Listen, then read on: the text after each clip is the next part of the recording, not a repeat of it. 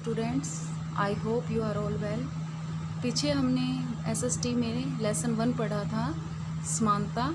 अब हम पढ़ेंगे इकाई 2 में राज्य सरकार कि राज्य सरकार क्या करती है, राज्य सरकार के क्या काम हैं, और इस राज्य सरकार के बारे में ठोस उदाहरणों के जरिए हम सरकार के काम और ढांचे को प्रस्तुत करने का प्रयास करेंगे, जबकि एक दूसरे उदाहरण में इतना भी महत्वपूर्ण हो सकता है। अध्याय 2 में लोगों के लिए महत्व रखने वाले एक मुद्दे के रूप में स्वास्थ्य की चर्चा करेंगे। अब हम इस लेसन में बेटा हम स्वास्थ्य की चर्चा करेंगे। भारत सरकार में जो स्वास्थ्य सुविधाएं सबको भी प्राप्त नहीं है। संविधान यह मानता है कि स्वास्थ्य का अधिकार हमारे मौलिक अधिकार का भाग है, फिर भी वो समान रूप से सबके लिए उपलब्ध नहीं है। तो हम इस लेसन में राज्य सरकार से स्वास्थ्य के बारे में पढ़ेंगे। स्वास्थ्य में सरकार की भूमिका। स्वास्थ्य में सरकार की क्या भूमिका है? लोकतंत्र में लोगों की अपेक्षा रहती है कि सरकार उनके कल्याण के लिए कार्य करे। किस लोकतंत्र में क्या अपेक्षा रखती है? लोग क्या अपेक्षा रखते हैं सरकार से कि उनके कल्याण के लिए कार्य करे जाएं। शिक्षा, स्वास्थ्य, रोजगार प्रदान करने एवं गृह निर्माण, सड़कों के विकास तथा बिजली आदि उपलब्ध कराने के माध्यम से हो सकता है। अब कोई भी कल्याण का कार्य आ जाए, शिक्षा आ जाए, स्वास्थ्य आ जाए, रोजगार दिलाने से आ जाए, गृह निर्माण आ जाए, सड़कों के विकास आ जाए, बिजली उपलब्ध कराने के माध्यम से आ जाए, तो राज्य सरकार में ये सभी सरकार से हम सभी ये उपेक्षा करते हैं। इस अध्याय में हम स्वास्थ्य के अर्थ और उससे संबंधित समस्याओं को जांचेंगे। इस अध्याय के उपशीर्षकों को देखिए। आपके विचार में यह विषय सरकार के किस प्रकार से जुड़ा हुआ है? इस अध्याय में हम जो पढ़ेंगे उसके बारे में क्या जानेंगे। स्वास्थ्य क्या है? स्वास्थ्य क्या है ये तो सभी को पता है कि स्वास्थ्य क्या है। स्वास्थ्य के बारे में हम अनेक प्रकार से सोच सकते हैं। स्वास्थ्य का अर्थ है बीमारियों, चोट आदि से मुक्त रहना, लेकिन स्वास्थ्य केवल बीमारियों से संबंधित नहीं है। आपने उपयुक्त कॉलाज में से केवल कुछ स्थितियों को ही स्वास्थ्य से जोड़कर देखा होगा। प्राय हम ध्यान नहीं देते कि उपयुक्त हर स्थिति का संबंध स्वास्थ्य से है। बीमारी के अलावा हमारे स्वास्थ्य उन कारणों पर भी विचार करना आवश्यक है जो हमारे स्वास्थ्य पर प्रभाव डालते हैं। स्वास्थ्य का मतलब ये नहीं कि हमें बीमार हैं या हमें चोट लग गई है। स्वास्थ्य का मतलब हमारे ऊपर जो भी स्वास्थ्य पर प्रभाव डालते हैं, हमारे स्वास्थ्य को हानि पहुंचाते हैं।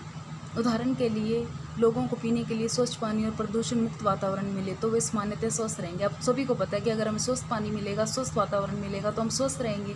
अगर हमें दूसरी ओर यदि लोगों को भरपेट भोजन न मिले तो उसे घुटन भरी अवस्था में रहना पड़े तो उनके बीमार पड़ने की स्वास्थ्य संभावना अधिक है। अगर किसी को भोजन नहीं मिले तो वो जाहिर सी बात बीमार हो जाएगा। अब हम चाहते हैं कि हम जो भी कार्य करें चुस्ती से और ऊंचे मनोबल के साथ करें। सुस्त और अकर्मण्य रहें, चिंताग्रस्त होना और लंबे समय तक डरे सहमे रहना स्वस्थ जीवन के लक्षण नहीं है। हम सबको तनाव मुक्त और प्रसन्न रहना चाहिए। हमारे जीवन के ये सभी पहलू स्वास्थ्य के हिस्से हैं। अब सभी को पता है अगर हम चुस्ती में रहेंगे तो हम अधिक से अधिक कार्य कर सकेंगे, हमें भरपेट भोजन मिलेगा तो हम स्वस्थ रहेंगे। हम अगर चिंताग्रस्त रहेंगे, सुस्त रहेंगे, तो लंबे समय तक डरे समय रहेंगे तो जीवन के लक्ष्य ये ठीक नहीं। भारत में स्वास्थ्य सेवाएं। आइए हम भारत में स्वास्थ्य सेवाओं के कुछ पहलुओं का परीक्षण करें। यहाँ दी गई तालिका के प्रथम तथा द्वितीय स्तंभों में दिखाई गई स्थितियों की तुलना कीजिए। अभी हम इसे स्तंभ हैं जो इनकी तुलना करेंगे। संसार भर में भारत में सर्वाधिक चिकित्सा महाविद्यालय हैं। सबसे ज़्यादा सर्वाधिक चिकित्सा महाविद्यालय हैं और यहाँ सबसे अधिक डॉक्टर तैयार किए जाते हैं। लगभग हर वर्ष 15,000 नए डॉक्टर योग्यता प्राप्त करते हैं। अब इसकी तुलना करते हैं। भारत के अधिकांश डॉक्टर शहरी क्षेत्रों में बसते हैं। ग्रामवासियों को डॉक्टर तक पहुंचने के लिए लंबी दूरी तय करनी पड़ती है। ग्रामीण क्षेत्रों में जनसंख्या के मुकाबले डॉक्टरों की संख्या काफ़ी कम है। यहाँ हर वर्ष तो 15,000 नए डॉक्टर निकलते हैं, बट ग्रामीण क्षेत्रों में ये डॉक्टर नहीं हैं। पिछले वर्ष स्वास्थ्य सेवाओं की सुविधा में काफ़ी वृद्धि हुई। स्वास्थ्य सेवाओं में सन 1950 में भारत में केवल 2,717 अस्पताल थे। सन 1991 में 11,174 अस्पताल थे और सन 2000 में यह संख्या बढ़कर 18,218 हो गई। देखो 1950 में तो 2,717 हॉस्पिटल थे, 1991 में 11,174 और 2000 में 18,218। अब भारत में करीब 5 लाख लोग प्रतिवर्ष तपेदिक यानी टीबी से मर जाते हैं। 5 लाख लोग। स्वतंत्रता प्राप्ति में अब तक संख्या में कोई परिवर्तन नहीं हुआ। हर वर्ष मलेरिया के लगभग 20 लाख मामलों की रिपोर्ट प्राप्त होती है। यह संख्या कम नहीं हो रही है। अब यहाँ हर वर्ष तो तपेदिक से यानी टीबी से मर जाते हैं।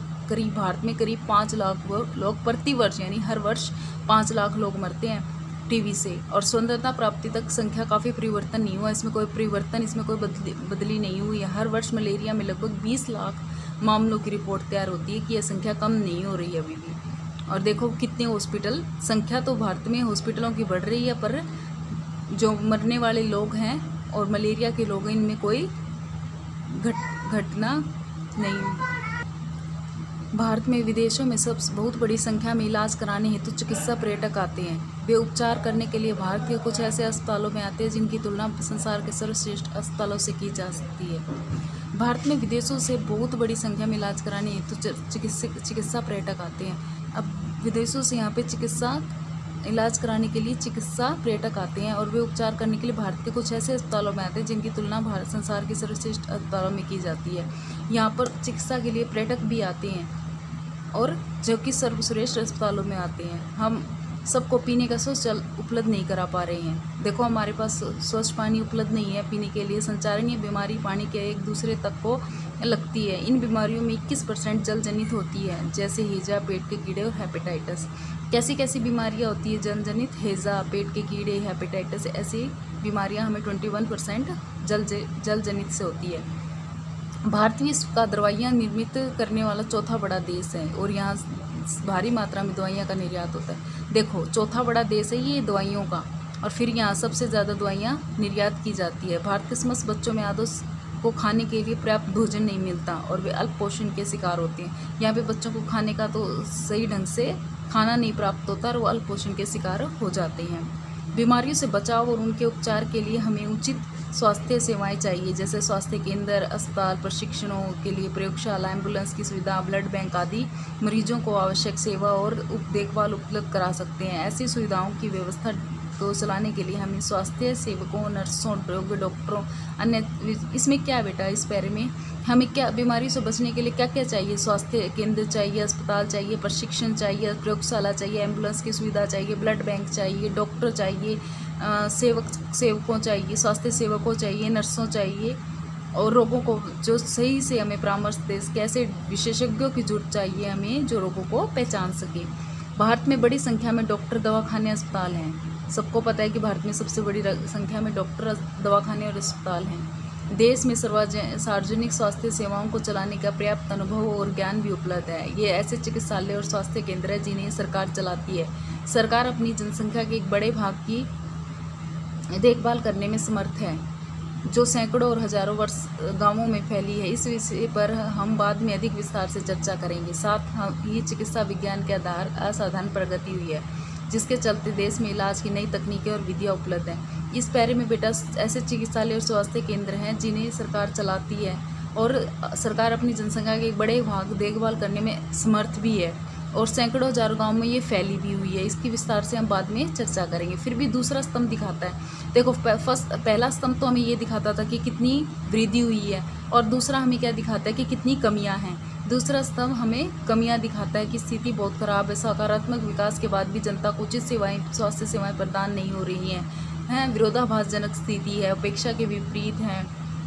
हमारे देश में पैसा है, ज्ञान है, अभिव्यक्ति है, फिर भी हम बहुत पीछे हैं।